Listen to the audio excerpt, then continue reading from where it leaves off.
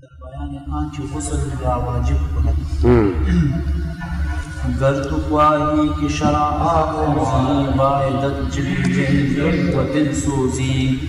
آنچه از وی سوال خواهد بود نسزد که اگر ملال خواهد بود در طلب کردن حقیقت کار از خدا شرمدار و شرم مدار غسل از پنج چیز فرض شود بر زن و مرد همچو فرض شود چون شود پاک زن ز حیض و نفاس غسل واجب شود بشر و قیاس ہر زنی را کی گم شود ایام غسل باید به هر نماز مدام مرد را چو ذکر چنا گردد که در اندام زنها گردد غسل واجب شود ازا حالش گرچه زانست انزالش غسل واجب کند جنابت هم بر زن و مرد اے مدار کرم. اچھا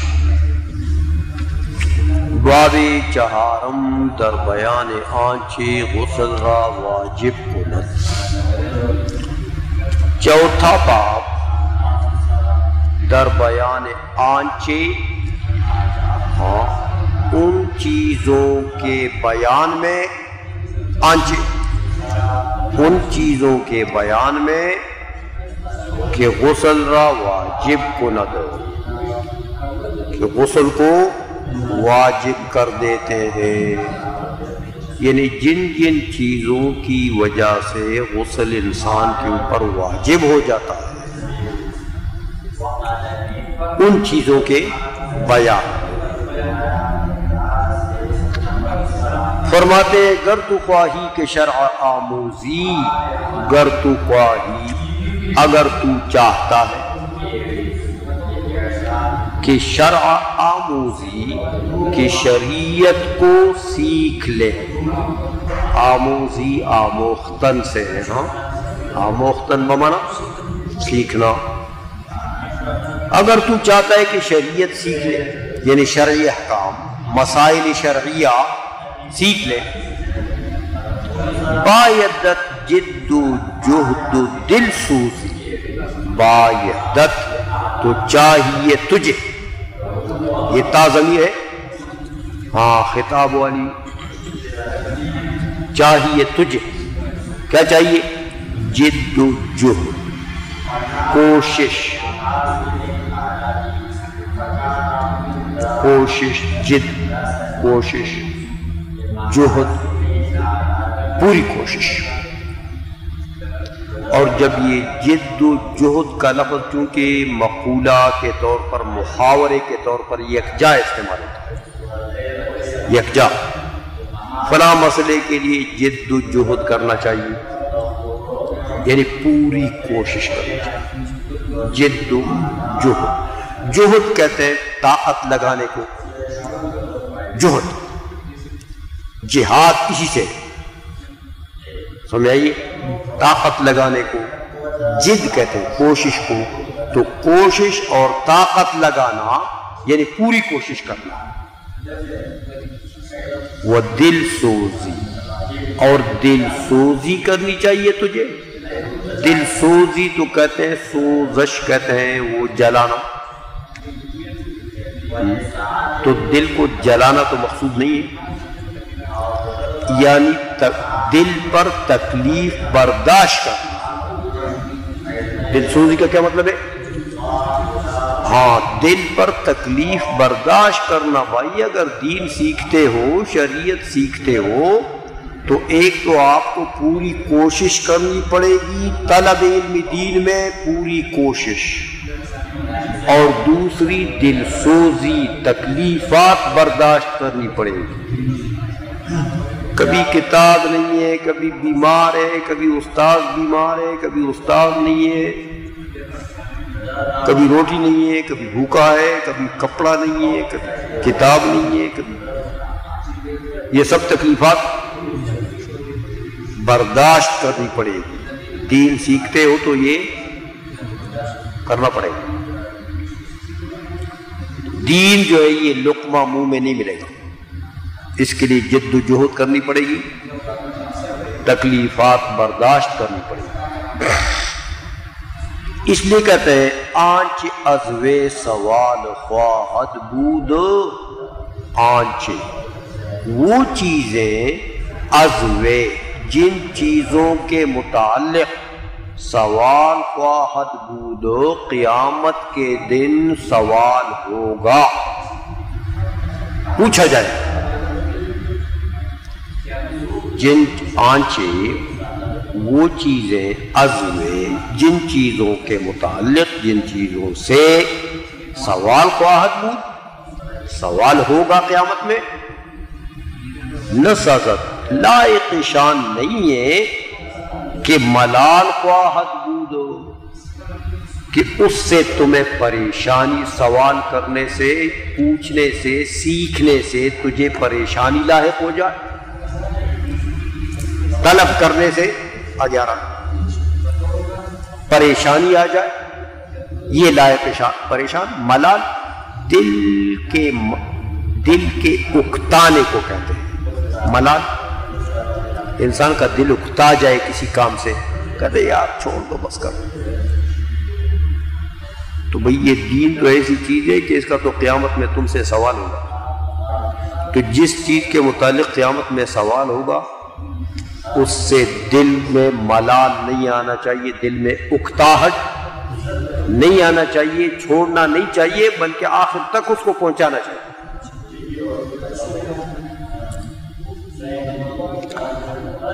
ہاں در طلب کردنی حقیقت کار از خدا شرم دار و شرم مدہ،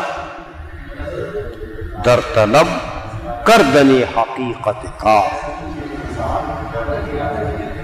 حقیقت کار یعنی ایک کام کی کار بمانے کام بمانا فعل عمل، کسی عمل کی حقیقت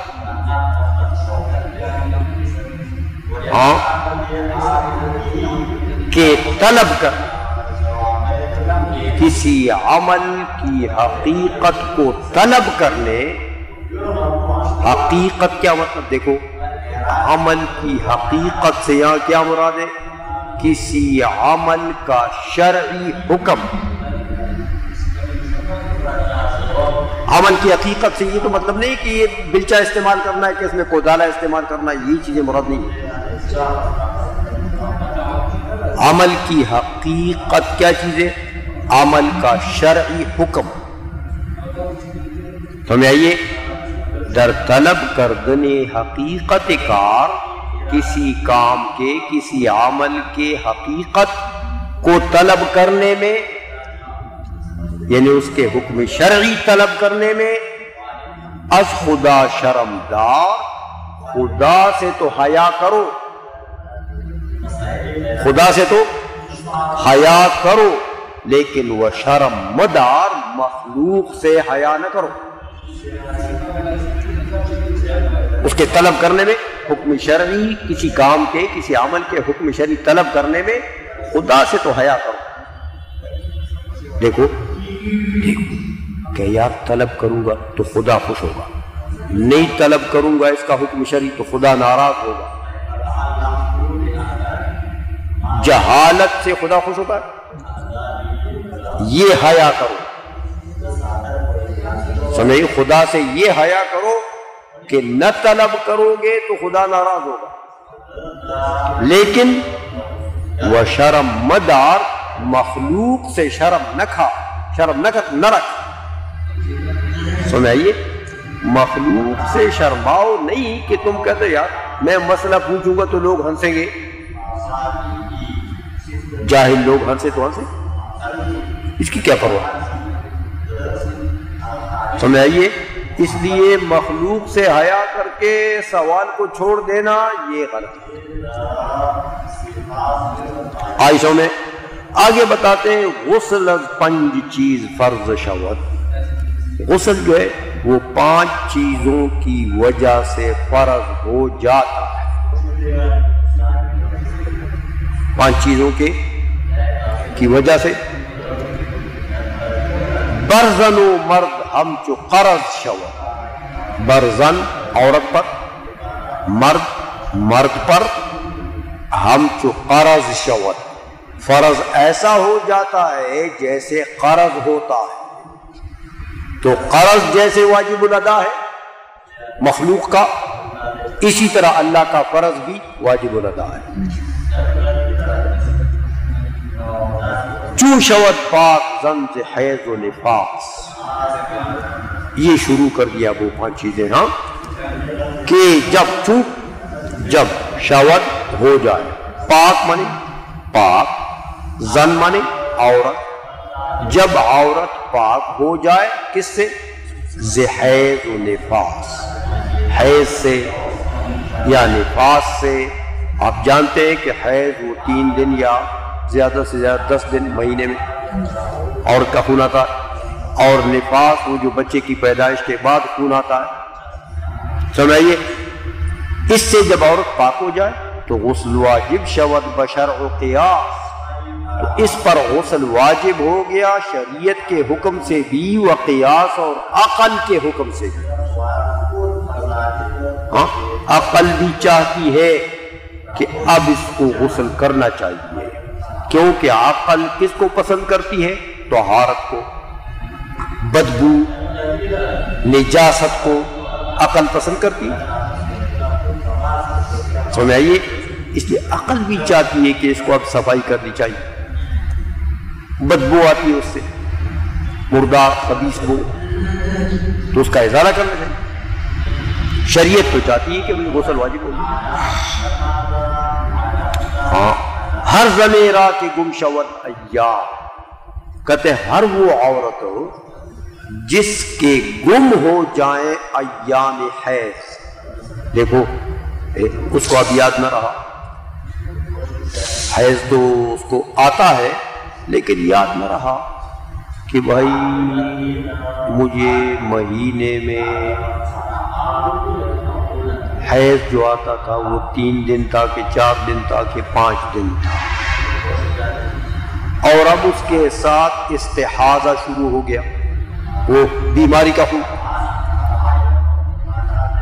تو تسلسل سے خون آ رہا ہے، اور اس بیچاری کو وہ حیض کے دن یاد نہیں۔ اگر حیض کے دن یاد ہے تو پھر تو بات صاف ہے کہ اتنے ہی دن نماز نہ پڑھے، اس کے بعد استحاضہ ہے تو ہر نماز کے لیے پھر وضو کرتی غسل کرتی جائے، بعض صورتوں میں وضو کرتی جائے، سمجھائیے۔ تو کہتے ہیں ہر زنیرہ کی گم شود ایام، ہر وہ عورت جس کے گم ہو جائیں دن، حیض کے دن اس سے گم ہو گئے یعنی بھول گئی، غسل باید بہر نماز مدام، جب اس کو پتہ نہیں ہے تو اب ہر دن میں احتمال ہے کہ یہ خون حیض کا ہو، لہذا غسل باید بہر نماز مدام، اس کو غسل کرنا چاہیے ہر نماز کے لیے، مدام ہمیشہ، جتنے دن اس کا خون آتا ہے تو ہمیشہ ہر نماز کے لیے کیا کرنا چاہیے؟ غسل کرنا چاہیے۔ مرد را چون ذکر چنہ گردد ہو، کہتے ہیں کہ مرد کا آلہ تناسل اگر ایسا ہو جائے، مرد کے لیے چون جب ذکر آلہ تناسل چنہ گردد ایسا ہو جائے، کیسا ہو جائے؟ کہ در اندام زن نہاں گردد، ہاں، کہ عورت کے خاص اندام کے اندر چھپ جائے، نہاں گردد یعنی حشفے کا اندازہ، جو ختنے میں جو چمڑا کاٹا جاتا ہے اتنا اندازہ جو ہے وہ عورت کے اندام خاص کے اندر گم ہو جائے، چلا جائے، تو غسل واجب شود ازاں حالش ہو، تو غسل واجب ہو گیا دونوں کا، ازاں حالش ہو، دونوں کے اس حال سے، ہاں، گرچہ زی حال نیست انزالش، اگرچہ یہ حال نہیں ہے حالت انزال، مطلب یہ کہ اگر انزال نہیں بھی ہوا بس اتنا ہو گیا، ہاں، تو یہ ایجاب غسل کے لیے کافی ہے۔ عائشہ میں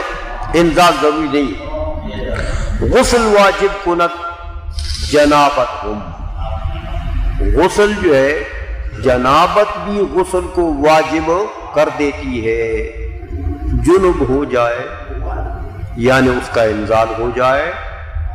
مرد ہو کہ عورت ہو، نیند میں ہو کہ جاگتے ہو، جب منی دفق کے ساتھ خارج ہو جائے، سمجھائیے، تو اس کو انزال کہتے ہیں۔ یہ چاہے نیند میں ہو جائے چاہے جاگتے میں ہو جائے۔ برزن و مرد اے مدار کرم، ہر زن پر بھی اور ہر مرد پر بھی غسل واجب کر دیتا ہے یہ جنابت۔ اے مدار کرم، مدار کہتے ہیں کسی چیز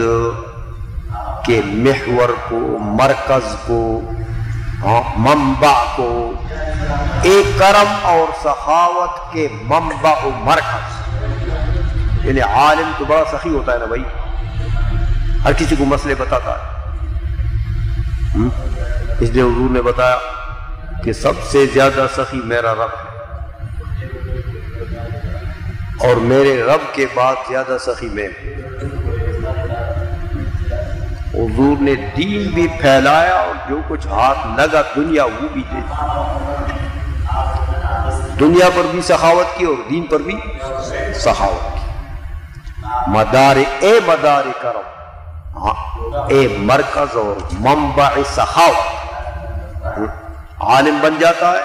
تو عالم کو منبع اور مرکز سخاوت ہونا چاہیے کہ وہ مال بھی لوگوں کو دے، علم بھی،